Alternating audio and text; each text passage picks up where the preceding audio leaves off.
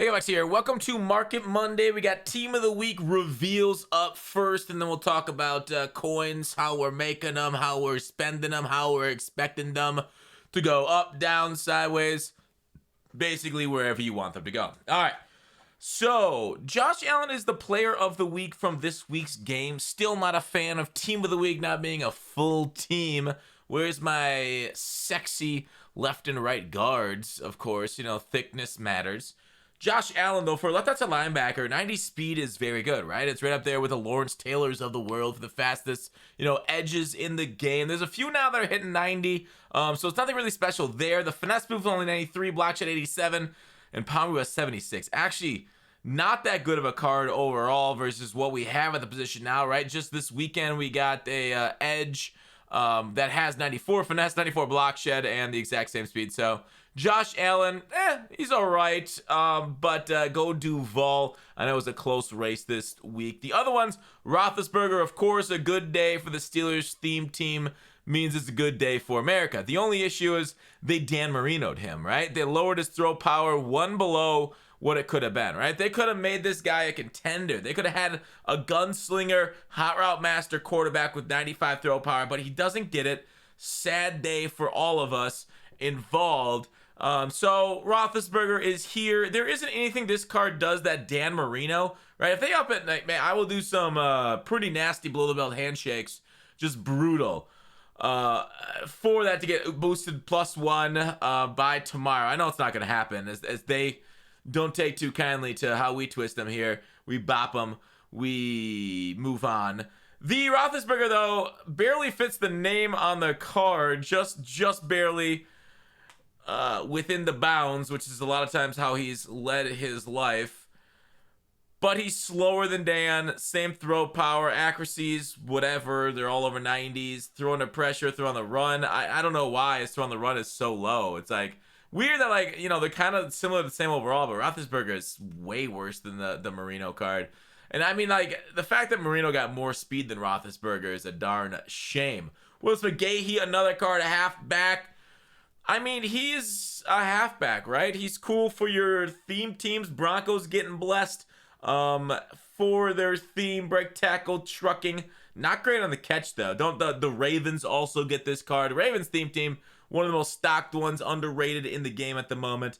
But overall, Denver getting a card there at halfback.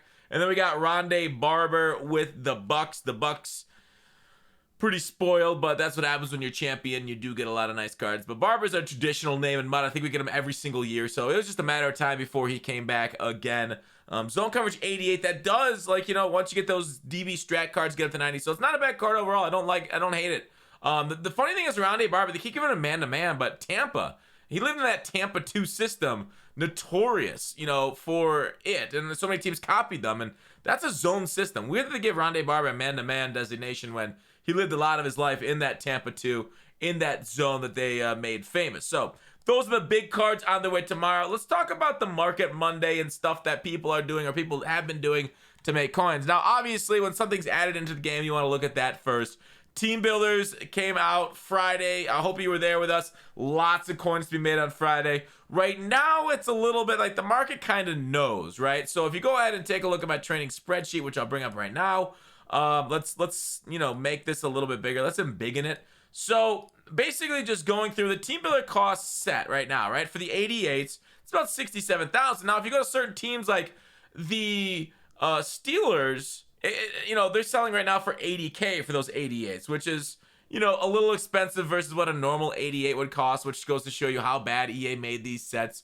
But 80 overalls, 4,800, that's an okay price, but there's some 80s. 80s are kind of going for 55 a lot of times. You'll have trouble getting under that. So the Team Builder set could be a little bit higher than 67. I just want to let you guys know. So when I say some of these things are selling for 80K, but you make them for 67K, watch out, make sure you can get those prices because you can always get snipes underneath the levels that I have, right? These are unfiltered rates. So 18 for an 85, you can easily get under that. So the numbers do add up. I just want to let you guys know.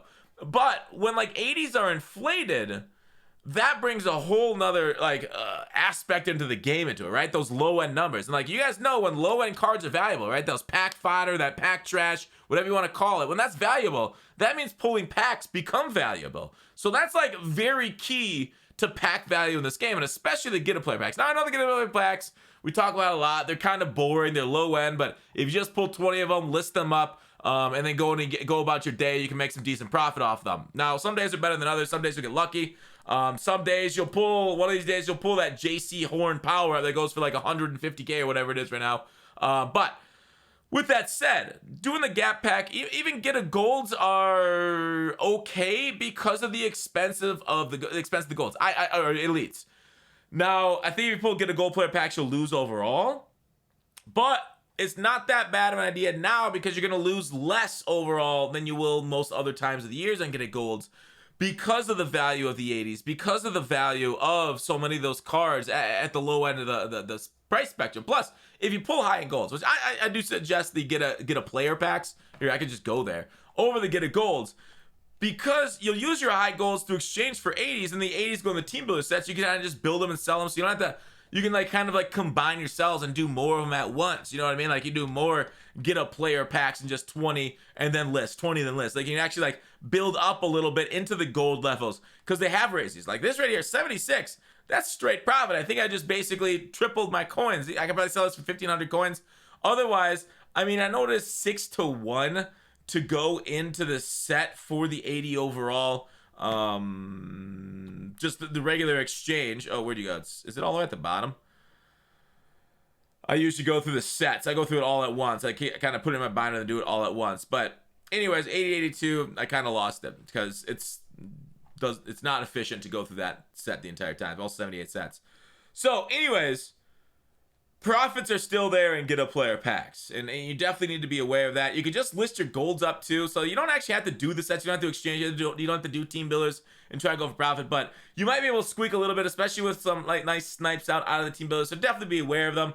Obviously on Friday when they fresh came out and people were paying outrageous prices for team builders, there was a lot more profit there. But it is Market Monday, so we talk about a Market Monday. We talked about, obviously, if you're in stream with us on that day about that. So I didn't put out any YouTube videos over the weekend. I apologize. Check out my second channel for them. But I could have kind of talked about it that day too. But I figure if I'm live on Twitch, that's where y'all know where to find me. Moving on from gap packs and team builders and doing those sets. So definitely look through, and obviously if you need to know how, like, you can either go through the auction block if you want to, like, oh, which team builder is the best, because I know people are going to ask me that. We'll talk about investments here in a second. I kind of should have laid out my agenda right away. I don't know why I don't do that every single Market Monday, all the things we're going to talk about. But obviously you can just go through team builders, put your minimum overall. You can do this on mut.gg or Mudhead, and then you kind of find which ones are the best ones to do. Obviously, they're right here. I think, I guess I could sort by price descending. Sort by price. Then you kind of see which one's more expensive. Warner's going for 85 according to this site. I think that is that's PlayStation prices. So it's definitely going through. There is profit here, especially if you get some nice snipes on those, middle cards, 85, 83s, 80s. I think are pretty hard to snipe at the moment, but they are out there, especially if you snipe. Here's the thing. Since golds are expensive, you can just go ahead and snipe golds, right? You can go ahead and go through 75 overall golds, snipe them for 500 and relist them. If you don't have a lot of coins, it's not a bad idea, because the velocity, like the amount of cards that are up here, right? They turn over so many. There's so many of them over and over. Look through 75.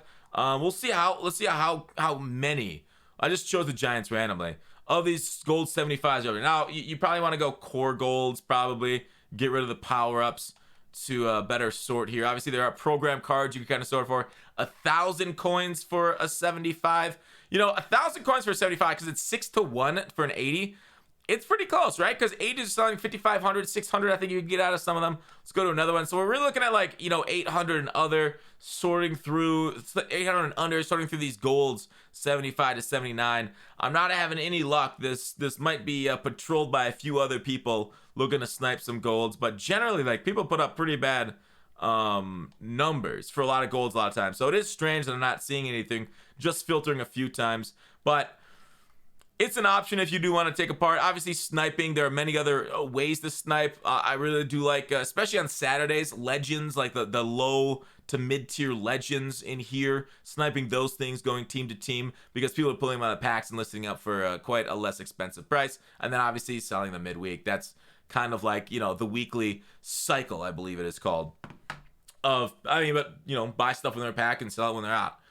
So with that, team builders, that changed the market quite a bit, brought a lot of value to pack trash, which is awesome in my opinion. As for the season, I have no idea what's going on, right? Like, people ask me, like, are we really only in the third quarter of the season? Like, I've been on level 50 for a while now. They need to shorten these things up. There is no reason seasons need to be this long. They promised before the season 90 days. 90 days. It's like 90 days is done. Why are we just entering to the third quarter now?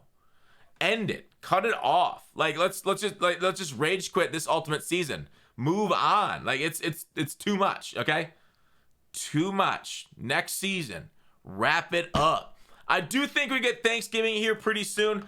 Because usually Thanksgiving is like a 2-week promo. So like with Thanksgiving only a couple weeks after this Friday, I don't know, we'll learn more tomorrow on GMM. I'm sure they'll talk about something, but if they don't, you know, they do like to keep their lips sealed until like the day before sometimes. So hopefully we get a Thanksgiving content promo drop later this week. If not, then obviously it's the week after. Maybe we'll do, you know, what I think is like Thanksgiving content this Friday, and then the Friday after that would be a whole season's changeover. But the way it's looking now, I don't know. Can we actually expect season 1 to ever end? Like, this is like the song that never ends. It goes on and on, my friend. We started singing, and nope, I'm going to end it. I'm going to cut off. Going to rage quit the song. Like, we got to rage quit this season, Madden here, EA. Come on. All right, now, Team of the Week. And I just went through this huge spiel about 80 overalls. Team of the Week will lower 80s. People are going to pull Team of the Week 82s out of packs. So that set, right, for the team builders, let me show it to you again. That set, if I recall correctly, does take 80 to 82 at the low end, and the 80s are the ones that are like really demanded. Team Affinity, Team Builder. It does take 80 82. So 82, unless EA raises them to 83s this week, which they could very well do. Unless they raise them up, then I do believe those 82s should go down. It should provide a little bit of relief. Although the 82s will probably be around like 5K still. You might be able to snipe some. I've sniped some 82s around 2 to 3K on Team of the Week before going through. So I do think there's going to be a little bit of lower in the market here. I thought EA were real big jerks for taking away the most feared reroll. Like, because if you take a look at this training spreadsheet, and I should have broke this down a little bit more. I just updated it a couple minutes ago. Look at the value drop between 88s and 80. Wow, you're like, whoa, what the heck happened? 88s, 89s? Why is there such a value drop here? Because it's easy to roll for 89s. 89s are the easiest thing to roll for in the game right now. So the fact they took away the most feared, like, low roll, where we could have gotten like 83s, 80 overalls, like, that cut a lot of legs off in the market, right? So we take a look at the training. How easy is it to get 89s? Like 89 plus heavyweight, 89 plus overall flashback, 89 overall plus rising star players. So that's why you see this, like, you know, absolute, like, you know, Berlin Wall type situation here between 88s and 89s, because we take our expensive cards that are cheap training per, and we just roll them down to 89s. So people do that. They get their 89s. They sell at training value. Whereas you have to basically open packs to get all these ones. That's why they're more expensive. So that's why EA was huge jerk-faced jerks when they took the most feared roll out, because it took a lot of the ability for us to equalize out the market to make the low-end cards, you know, a little bit more affordable for these sets. They took that away from us. And they took away our potential profit by doing that, by arbitraging into those coins. So overall, a little bit of a jerk, EA. All right, investments. What do you guys think we should do for investments? Now, we have Thanksgiving coming up. We got the Blitz, you know, on, you know, Black Friday or the night before. So Thanksgiving Day, we'll be live on Twitch. Every year we set a viewership record on Twitch, 3 years running. Hopefully we'll do it again this year. It's tough. I don't know. Twitch is, we're going a little rough on Twitch right now. But anyways, investments. All right, the cards. I basically just went through and looked at like core elites, right? So stuff like Dak. He always gets a Thanksgiving card. I don't think it's a terrible idea. If you like Dak, if you know you want one, it's not a bad idea to grab his core elite, because Dak is a mega popular card. Now, if they give him like a Thanksgiving upgrade card. We'll talk about that when it comes. We don't want to speculate ahead of time and get you too confused on what the Thanksgiving upgrade cards, pertain to and what happens with them. I do not like investing in power-ups because the amount of power-ups that are put into sets. Now, if you want to invest in power-up, go ahead and do it. That's power-up at 5,600. People are clearly buying it up in preparation. But like an 81 overall for 7,800, it's an okay price for an 81. It's not like perfect, but it's not like, 20K or something. So 81s, I don't necessarily know how much I trust 81s skyrocketing because they're so low overall. They're so easy to pull out of packs. But they could go up. They could be provided some sort of value there. Other core elites, Devontae Adams needs a card. Patrick Mahomes, Tyreek Hill. Hill is a very traditional blitz card and a very in-demand card himself. Now this year, he hasn't really been that big of a speedster. He's been, pretty well demanded, I think, for a core elite. 48K for an 87. Right now, 87s are about 30K. So he does have a little bit of a premium just by being Tyreek. People are kind of like investing in him right now, 48K, and expecting that. So there's about an 18K investment premium on Tyreek Hill at the moment. Other ones to look at, DeAndre Hopkins. Surprised he hasn't gotten a car yet. Delvin Cook, Khalil Mack, etc., etc. So go ahead. Obviously, listen to your heart when you look at investments, but kind of like the general term for investments is like look at popular players. That Cook is a very good stats. Speed is always a thing. Dante Jackson, I think last year was a pretty decent investment, but he already got an upgrade card early on. Was it the Superstar promo? It was actually kind of really. What I wonder what promo he got it in. It was an 84 if I recall correctly. There's JC. Yeah, Superstar Dante already got an 84. So we'll see if they give him both a Superstar and a Blitz, but that is what it is. This one was still one of the faster ones in the game. All right. That's what I want to talk about. Sorry. I rambled out for too long with Market Monday. Hopefully that helped you guys with investments, with sets and stuff. You can always circle back through sets and see, just add up the profitability of them. Doesn't take that long once you got that spreadsheet maybe on another page. Just add it up. So, because when I show you sets, the profitability goes away like that, right? If I say, hey, this set's profitable, boom, as soon as the video goes out, it's no longer profitable. So I don't love showing exact sets, but I do sometimes for, methods and ways of doing it in ways. So like the team builders, right? Like today I showed them, and sure, maybe some people will look at them. Some of them aren't. Some of them are profitable, but it's 32 of them, so you want to filter through yourself, snipe the cards, build them, and sell them. And team builders, the thing is, what's weird is like for years we've talked about team builders. This is not the first year we talked about how profitable team builders are, and they still hit. It's like the gap pack method. We talk about it all the time, but it's still profitable. It's so weird. It's like resistance, right? It's like a duck's feather. It's just like the water, the lack of profitability just beads right off of them, and it just keeps paying out. I do love me some duck. So let's go find out how to sub to Gutfox on YouTube. Hit the button, please. It's free, and we're going for 100K this year. Let's get it, boys. We're gonna make it 100K. I know we can make it. We're all gonna make it. I'll see you tomorrow.